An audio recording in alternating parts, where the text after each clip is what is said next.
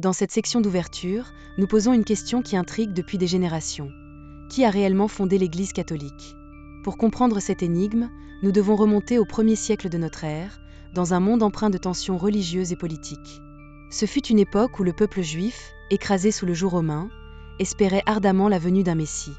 Les récits des premiers chrétiens, transmis avec ferveur à travers les âges, évoquent un mouvement de foi puissant et transformateur. Mais ces récits ont-ils été façonnés par des intérêts plus obscurs, cachant des vérités allant bien au-delà de ce que nous croyons connaître ? En découvrant les racines de l'Église catholique, on se rend compte que les figures emblématiques comme Jésus et ses apôtres, notamment Pierre, ont joué un rôle crucial dans l'établissement de cette communauté de croyants. Cependant, leur héritage fut bientôt sujet à interprétations multiples. Les écrits des premiers chrétiens montrent une diversité de croyances et de pratiques, révélant un paysage religieux complexe. Alors que des communautés se développaient, les luttes internes pour établir une doctrine uniforme commençaient à émerger. Peut-être que ces dissensions cachent un besoin de contrôle qui s'est progressivement imposé au détriment de la spiritualité originelle. À mesure que nous explorons cette période, nous invitons le spectateur à envisager la possibilité que l'histoire qui nous a été transmise puisse masquer des vérités plus nuancées et des enjeux de pouvoir. Il est fascinant de se demander si nous avons vraiment assimilé le récit complet de la fondation de l'Église catholique. La législation de l'Église, notamment sous l'égide de l'empereur Constantin, a-t-elle véritablement été motivée par une foi authentique ou était-ce une manœuvre calculée dans un contexte où le pouvoir et la religion s'enchevêtraient ? L'émergence de cette institution ne serait-elle pas le fruit d'alliances tactiques entre la foi et la politique, visant à asseoir une autorité tant spirituelle que temporelle ? Cette exploration des mystères de la fondation de l'Église catholique nous incite à reconsidérer ce que nous croyons savoir et à nous interroger sur les vérités cachées derrière la création de cette institution millénaire. Un tournant décisif dans l'histoire de l'Église catholique se joue avec la figure emblématique de l'empereur Constantin. Sa conversion au christianisme au début du IVe siècle est bien plus qu'un simple changement de croyance personnelle. Elle marque une transformation radicale du paysage religieux de l'Empire romain. Jusqu'à cette époque, les chrétiens étaient souvent persécutés, luttant pour faire entendre leur voix dans un monde où le paganisme régnait en maître. Cependant, l'ascension de Constantin a introduit une nouvelle dynamique où foi et pouvoir politique se sont entrelacés. Il est fascinant de considérer comment un individu, par ses choix, a pu changer le cours de l'histoire religieuse et établir les bases d'une institution qui allait influencer des générations à venir. L'édit de Milan, promulgué en 313, représente un moment crucial de cette transformation. Cet édit accorde une légitimité au christianisme, mettant fin aux persécutions qui s'étaient intensifiées à l'égard des croyants. Grâce à cette masure, l'Église naissante bénéficie d'une reconnaissance officielle qui lui permet de se structurer, de bâtir des églises et de renforcer sa communauté. C'est ici que le jeu d'échecs entre la foi et le pouvoir politique prend une tournure significative. Constantin ne fait pas que donner un coup de pouce à une religion marginalisée. Il voit également l'avantage d'unir son empire sous une seule bannière religieuse, consolidant ainsi son propre pouvoir politique.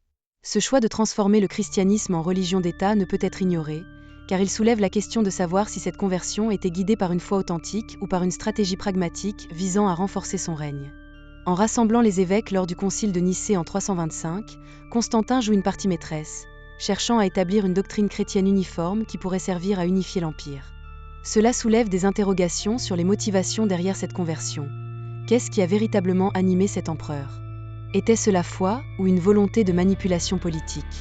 Alors que le christianisme commence à s'imposer, la volonté de Constantin de contrôler et d'influencer les fondements de cette nouvelle religion apparaît comme un acte puissant et stratégique.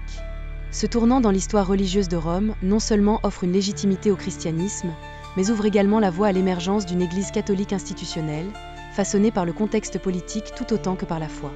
En examinant cette dynamique complexe, nous ne pouvons nous empêcher de nous interroger sur l'impact durable de cette alliance entre la foi chrétienne et le pouvoir politique.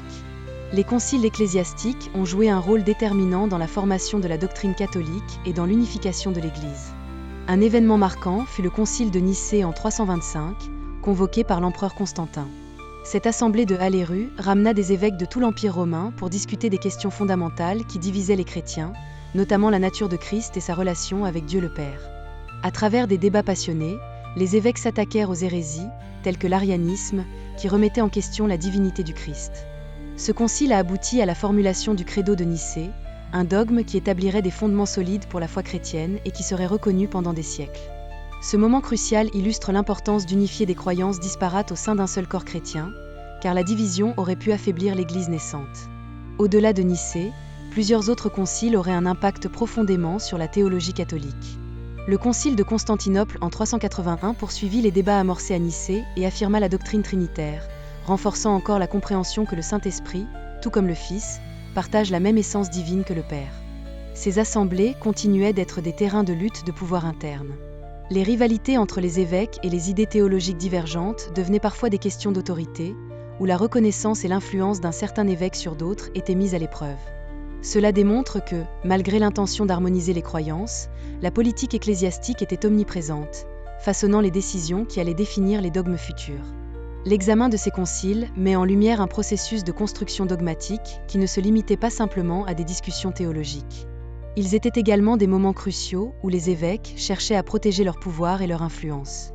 Au fur et à mesure que l'Église prenait de l'ampleur au sein de l'Empire, ces rassemblements constituaient également des scènes de négociation politique, car conquérir l'adhésion des autres évêques et de leur communauté était essentiel. Le concile d'Éphèse en 431 et le concile de Chalcédoine en 451 poursuivirent cette tendance en clarifiant des doctrines essentielles, telles que le rôle de la Vierge Marie et la nature du Christ. Ces événements marquent non seulement des jalons dans l'évolution de la doctrine catholique, mais révèlent aussi les luttes de pouvoir et l'importance de la rivalité théologique qui ont façonné l'identité de l'Église catholique telle que nous la connaissons aujourd'hui. L'héritage de Pierre, l'apôtre considéré comme le fondateur de l'Église catholique, est d'une importance cruciale dans la construction de la papauté. Selon la tradition catholique, Jésus lui-même a désigné Pierre comme le « rocher » sur lequel il bâtirait son Église, illustrant l'autorité particulière que ce dernier devait exercer. Pierre ne se contente pas de jouer un rôle de leader au sein des premiers chrétiens. Il incarne également le début d'une lignée apostolique qui perdurera à travers les siècles. En établissant Pierre comme le premier pape, l'Église catholique affirme sa continuité spirituelle et son autorité, reliant ainsi les évêques modernes jusqu'à cet apôtre fondamental. En explorant la notion de succession apostolique, nous comprenons comment l'héritage de Pierre a façonné la structure même de l'Église catholique. La succession apostolique est le principe selon lequel l'autorité des évêques découle directement des apôtres, en particulier de Pierre. Cette continuité institutionnelle renforce l'idée que l'Église est non seulement un groupe de croyants, mais une institution dotée d'une hiérarchie sacrée, où chaque pape et évêque est vu comme le détenteur d'une autorité participant au plan divin. En ce sens, l'Église catholique se présente non seulement comme la gardienne des enseignements du Christ, mais aussi comme l'héritière d'une tradition apostolique ancrée dans la foi et le leadership de Pierre. Ce cadre institutionnel a permis à la papauté de revendiquer une autorité spirituelle indiscutable au fil des âges, mais il a également suscité des défis et des controverses. À mesure que l'Église se fortifiait, les luttes de pouvoir interne et les implications politiques de son autorité devenaient de plus en plus apparentes. Par ailleurs, des figures comme le pape Léon Ier et le pape Grégoire le Grand ont joué un rôle clé dans le renforcement de cette autorité au sein de l'Église, surmontant résistance théologique et rivalité ecclésiastique. Cependant, l'héritage de Pierre demeure central dans cette dynamique, servant de fondement pour la papauté moderne et affirmant la place unique de l'Église catholique dans l'histoire des croyances chrétiennes. En découvrant cette complexité, nous nous posons la question: comment cette autorité, établie au nom de Pierre, a-t-elle façonné la vision du monde chrétien que nous connaissons aujourd'hui ? Les ombres de l'Inquisition révèlent une réalité sombre et troublante, où l'Église a recouru à des méthodes coercitives pour maintenir un contrôle omniprésent sur la société et ses idées. Établie au début du Moyen Âge, l'Inquisition avait pour but de détecter et de supprimer l'hérésie, mais ces méthodes ont rapidement dépassé le cadre de la simple recherche de loyauté religieuse. Des tribunaux puissants, souvent dirigés par des moines dominicains et franciscains, utilisaient la torture et l'intimidation pour extraire des confessions. Dans cette atmosphère de peur, l'accusation d'hérésie pouvait mener à des procès injustes, où des innocents étaient contraints d'admettre des crimes imaginaires. Ce climat de méfiance changea la dynamique sociale, transformant les communautés en lieux de suspicion presque permanente. L'impact de l'Inquisition sur la pensée intellectuelle ne saurait être sous-estimé. En censurant des idées et des textes qui contredisaient la doctrine de l'Église, cette institution a créé un environnement stérile pour l'exploration intellectuelle. De nombreux livres, y compris des œuvres scientifiques et philosophiques, ont été détruits ou interdits. Cette censure a non seulement retardé le progrès scientifique, mais a aussi remplacé la curiosité intellectuelle par une adhésion aveugle à l'autorité ecclésiastique. En contrôlant ce qui pouvait être appris et discuté, l'Église a pu façonner la culture et l'éducation de manière à renforcer ses propres dogmes, élevant les principes religieux au-dessus de toute forme de pensée critique. Cette période de répression et de contrôle intellectuel a également tissé un réseau d'influence qui a façonné non seulement la spiritualité, mais aussi l'éducation et la culture au Moyen Âge. Les monastères devenaient des bastions de savoir, mais ce savoir était dirigé par les normes et doctrines de l'Église, souvent en opposition aux vérités historiques ou scientifiques. En intégrant la foi dans tous les aspects de la vie quotidienne, l'Église ne se contentait pas de définir la spiritualité des individus, elle dictait aussi la manière dont la société percevait la connaissance. Ce contrôle inflexible a créé une résistance qui, au fil du temps, a conduit à des mouvements de réforme et à des défis de l'autorité catholique. Ainsi, en examinant l'Inquisition et ses conséquences, nous nous interrogeons sur combien de vérités ont été perdues ou étouffées, et jusqu'à quel point ce contrôle a façonné la civilisation occidentale comme nous la connaissons aujourd'hui. Réflexion sur le passé, l'héritage et l'avenir de l'Église catholique soulèvent des questions essentielles sur les origines de cette institution monumentale. Alors que nous avons exploré ses débuts, façonnés par des figures telles que Pierre et Constantine, il est crucial de se demander comment cet héritage complexe continue de résonner dans notre société contemporaine. Les luttes pour le pouvoir, les débats doctrinaux et les méthodes de contrôle de l'Église ont laissé une empreinte indélébile sur la spiritualité et la culture moderne. Comment ces éléments historiques influencent-ils la façon dont les fidèles comprennent leur foi aujourd'hui ? À la lumière des enjeux contemporains, il devient impératif de réfléchir à ce que signifie être catholique à notre époque. L'Église, tout en étant un bastion de tradition et d'enseignement spirituel, se trouve confrontée à des défis sans précédent. La sécularisation, les abus au sein de ses propres rangs, ainsi que la quête d'une plus grande inclusion et d'une transparence face à une société globale interconnectée. Ces questions ne font pas seulement écho à des préoccupations individuelles, mais sont également des préoccupations communautaires à l'échelle globale. Les fidèles sont invités à contempler non seulement leur engagement personnel envers l'Église, mais aussi la responsabilité collective des membres d'une institution qui a eu une influence si profonde sur l'histoire humaine. En envisageant l'avenir de l'Église catholique, il est crucial d'inviter les spectateurs à se questionner sur la manière dont elle peut évoluer pour rester pertinente et guidante dans un monde en mutation rapide.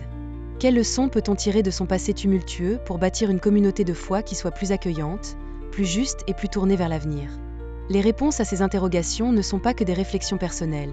Elles représentent également des aspirations collectives, nourrissant l'espoir d'une Église renouvelée et en phase avec les valeurs du XXIe siècle.